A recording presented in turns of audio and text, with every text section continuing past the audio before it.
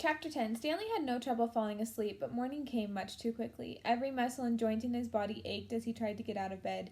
He didn't think it was possible, but his body hurt more than it had the day before. It wasn't just his arms and back, but his legs, ankles, and waist also hurt.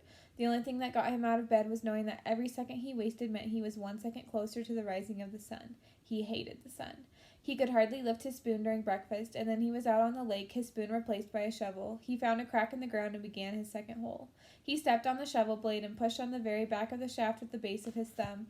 This hurt less than trying to hold the shaft with his blistered fingers. As he dug, he was careful to dump the dirt far away from the hole. He needed to save the area around the hole for when his hole was much deeper. He didn't know if he'd ever get that far. X-Ray was right. The second hole was the hardest. It would take a miracle. As long as the sun wasn't out yet, he removed his cap and used it to help protect his hands. Once the sun rose, he would have to put it back on his head. His neck and forehead had been badly burned the day before. He took it one shovelful at a time and tried not to think of the awesome task that lay ahead of him. After an hour or so, his sore muscles seemed to loosen up a little bit. He grunted as he tried to stick his shovel into the dirt. His cap slipped out from under his fingers, and the shovel fell free. He let it lie there. He took a drink from his canteen. He guessed that the water truck should be coming soon, but he didn't finish all the water just in case he was wrong. He'd learned to wait until he saw the truck before drinking the last drop. The sun wasn't yet up, but its rays arced over the horizon and brought light into the sky. He reached down to pick up his cap, and there, next to it, he saw a wide, flat rock. As he put his cap on his head, he continued to look down at the rock. He picked it up. He thought he could see the shape of a fish, fossilized in it. He rubbed off some dirt, and the outline of the fish became clear. The sun peeked over the horizon, and he could actually see tiny lines where every one of the fish's bones had been. He looked at the barren land all around him. True, everyone referred to this area as the lake, but it was still hard to believe that this dry wasteland was once full of water. Then he remembered what Mr. Sir and Mr. Pendanski had both said. If he dug up anything interesting, he should report it to one of them. If the warden liked it, he would get the rest of the day off. He looked back down at his fish. He'd found his miracle. He continued to dig, though very slowly as he waited for the water truck. He didn't want to bring attention to his find, afraid that one of the other boys might try to take it from him. He tossed the rock face down beside his dirt pile as if it had no special value. A short while later, he saw the cloud of dirt heading across the lake. The truck stopped and the boys lined up. They always lined up in the same order, Stanley realized, no matter who got there first. X-Ray was always at the front of the line, then came Armpit, Squid, Zigzag, Magnet, and Zero. Stanley got in line behind Zero. He was glad to be at the back so no one would notice the fossil. His pants had very large pockets, but the rock still made a bulge. Mr. Pendanski filled each boy's canteen until Stanley was the only one left. I found something, Stanley said, taking out of his pocket. Mr. Pendanski reached for Stanley's canteen, but Stanley handed him the rock instead. What's this? It's a fossil, said Stanley. See the fish? Mr. Pendanski looked at it again. See, you can even see all of its little bones, said Stanley. Interesting, said Mr. Pendanski. Let me have your canteen. Stanley handed it to him. Mr. Pendanski filled it, then returned it. So do I get the rest of the day off? What for? You said if I found something interesting, the warden would give me the day off. Mr. Pendanski laughed as he gave the fossil back to Stanley. Sorry, Stanley, the warden isn't interested in fossils. Let me see that, said Magnet, taking the rock from Stanley. Stanley continued to stare at Mr. Pendanski. Hey, Zig, dig this rock. Cool, said Zigzag. Stanley saw his fossil being passed around.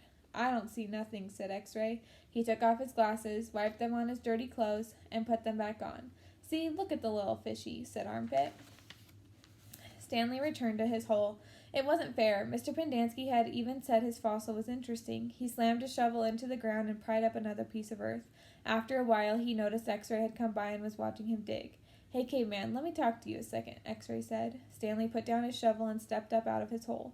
Say, listen, said X-Ray, if you find something else, give it to me, okay? Stanley wasn't sure what to say. X-Ray was clearly the leader of the group, and Stanley didn't want to get on his bad side. You're new here, right? Said X-Ray. I've been here for almost a year. I've never found anything.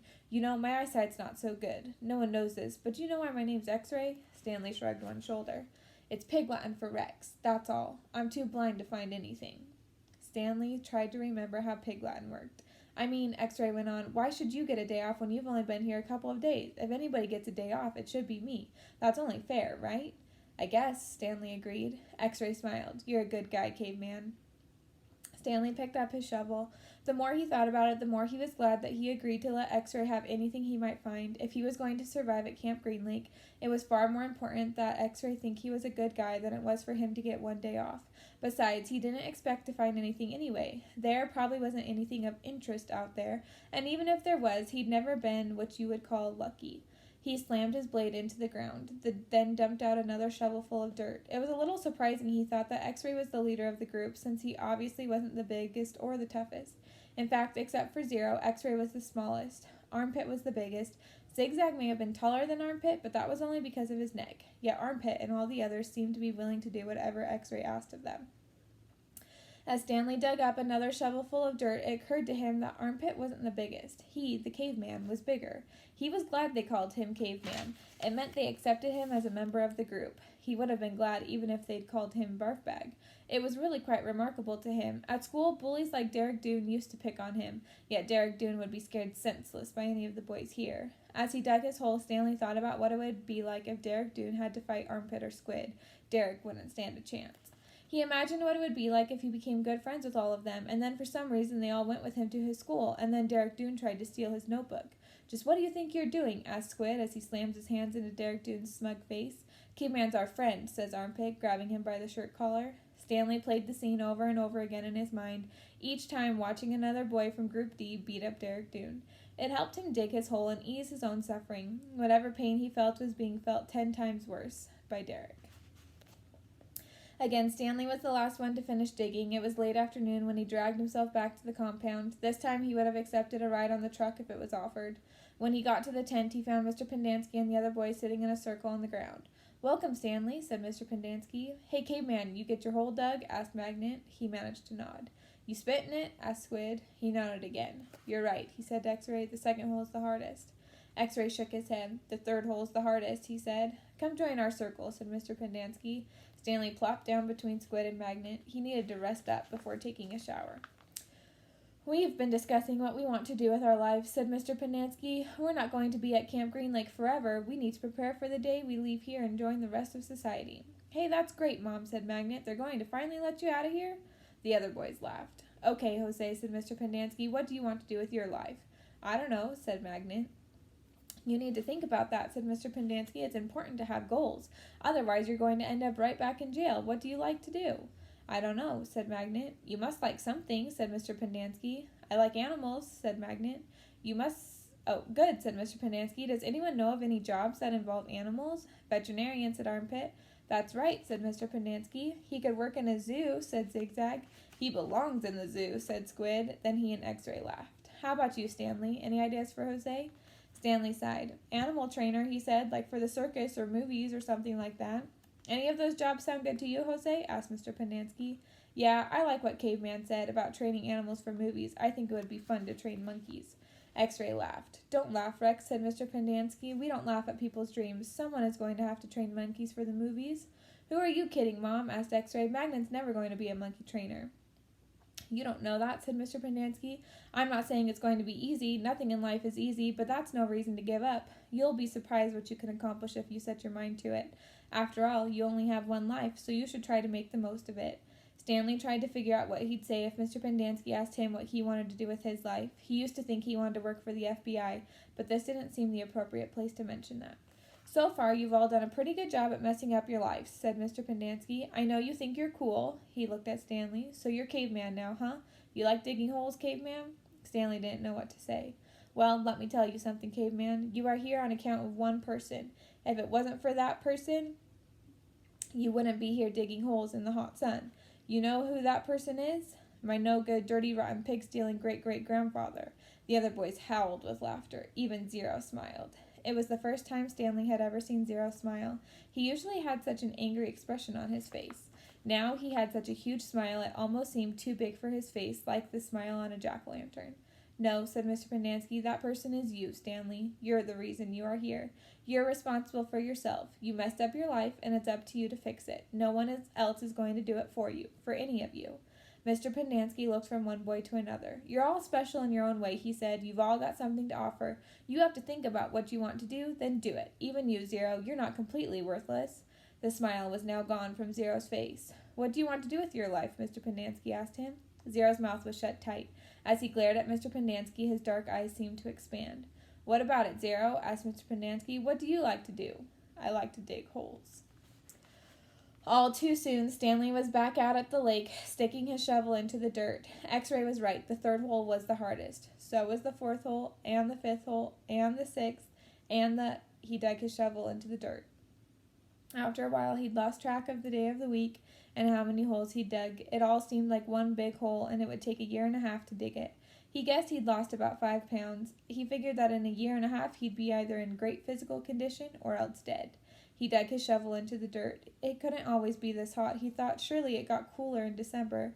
Maybe then they froze. He dug his shovel into the dirt. His skin had gotten tougher. It didn't hurt so much to hold the shovel. As he drank from his canteen, he looked up at the sky. A cloud had appeared earlier in the day. It was the first cloud he could remember seeing since coming to Camp Green Lake. He and the other boys had been watching it all day, hoping it would move in front of the sun. Occasionally it got close, but it was just teasing them. His hole was waist deep. He dug his shovel into the dirt. As he dumped it out, he thought he saw something glisten as it fell onto the dirt pile. Whatever it was quickly buried. Stanley stared at the pile a moment, unsure if he'd even seen it. Even if it was something, what good would it do to him? What good would it do him? He'd promised to give anything he found to X-Ray. It didn't seem worth the effort to climb out of his hole to check it out. He glanced up at the cloud, which was close enough to the sun that he had to squint to look at it. He dug his shovel back into the earth, scooped out some dirt, and lifted it over his dirt pile. But instead of dumping it there, he tossed it off to the side. His curiosity had gotten the better of him. He climbed up out of his hole and sifted his fingers through the pile. He felt something hard and metallic. He pulled it out. It was a gold tube, about as long and as wide as the second finger on his right hand. The tube was open at one end and closed at the other. He used a few drops of his precious water to clean it. There seemed to be some kind of design on the flat, closed end. He poured a few more drops of water on it and rubbed it on the inside of his pants pocket. He looked again at the design engraved into the flat bottom of the tube. He could see an outline of a heart with the letters KB etched inside it. Oh. He tried to figure out some way that he wouldn't have to give it to X-Ray. He could just keep it, but that wouldn't do him any good. He wanted a day off. He looked at the large piles of dirt near where X-Ray was digging. X-Ray was probably almost finished for the day. Getting the rest of the day off would hardly do him much good. X-Ray would first have to show the tube to Mr. Sir or Mr. Pendanski, who would then have to show it to the warden. By then, X-Ray might be done anyway. Stanley wondered about trying to secretly take the tube directly to the warden. He could explain the situation to the warden, and the warden might make up an excuse for giving him the day off, so X-Ray wouldn't suspect. He looked across the lake toward the cabin under the 2 oak trees. The place scared him. He'd been at Camp Green Lake for almost 2 weeks, and he still hadn't seen the warden. That was just as well. If he could go his entire year and a half without seeing the warden, that would be fine with him. Besides, he didn't know if the warden would find the tube interesting. He looked at it again. It looked familiar. He thought he'd seen something like it somewhere before, but couldn't quite place it. "What you got there, caveman?" asked Zigzag. Stanley's large hand closed around the tube. "Nothing, just, it was useless. I think I might have found something." "Another fossil?" "No, I'm not sure what it is." "Let me see," said Zigzag. Instead of showing it to Zigzag, Stanley brought it to X-Ray. Zigzag followed. X-Ray looked at the tube, then rubbed his dirty glasses on his dirty shirt and looked at the tube again. One by one, the other boys dropped their shovels and came to look. "It looks like an old shotgun shell," said Squid. "Yeah, that's probably what it is," said Stanley. He decided not to mention the engraved design. Maybe nobody would notice it. He doubted X-Ray could see it. "No, it's too long and thin to be a shotgun shell," said Magnet. "It's probably just a piece of junk," said Stanley. "Well, I'll show it to Mom," said X-Ray. "See what he thinks. Who knows? Maybe I'll get the day off." "Your hole's almost finished," said Stanley. "Yeah, so?" Stanley raised and lowered his shoulder. "So why don't you wait until tomorrow to show it to Mom?" he suggested. "You can pretend you found it first thing in the morning. Then you can get the whole day off instead of just an hour or so this afternoon." X-Ray smiled. "Good thinking, caveman." He dropped the tube into his large pocket on the right leg of his dirty orange pants. Stanley returned to his hole. When the water truck came, Stanley started to take his place at the end of the line, but X-Ray told him to get behind Magnet in front of Zero. Stanley moved up one place in line. That night, as Stanley lay on his scratchy and smelly cot, he tried to figure out what he could have done differently, but there was nothing he could do. For once in his unlucky life, he was in the right place at the right time, and it still didn't help him. "You got it?" he asked X-Ray the next morning at breakfast. X-Ray looked at him with half-opened eyes behind his dirty glasses. "I don't know what you're talking about," he grumbled. "You know," said Stanley. No, I don't know, X-Ray snapped, so you just leave me alone, okay? I don't want to talk to you. Stanley didn't say another word.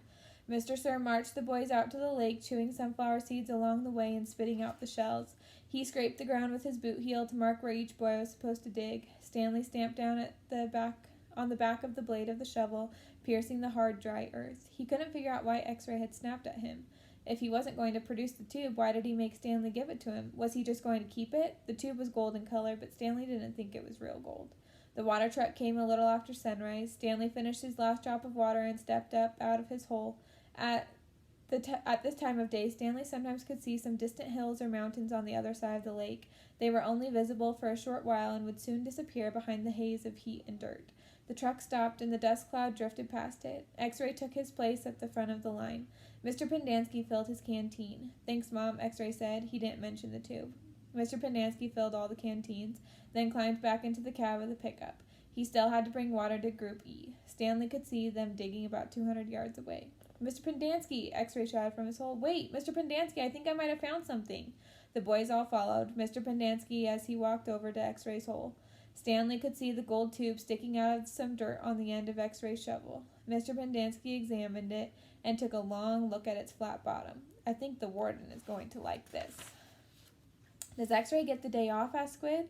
Just keep digging until someone says otherwise, Mr. Pendanski said. Then he smiled. But if I were you, Rex, I wouldn't dig too hard.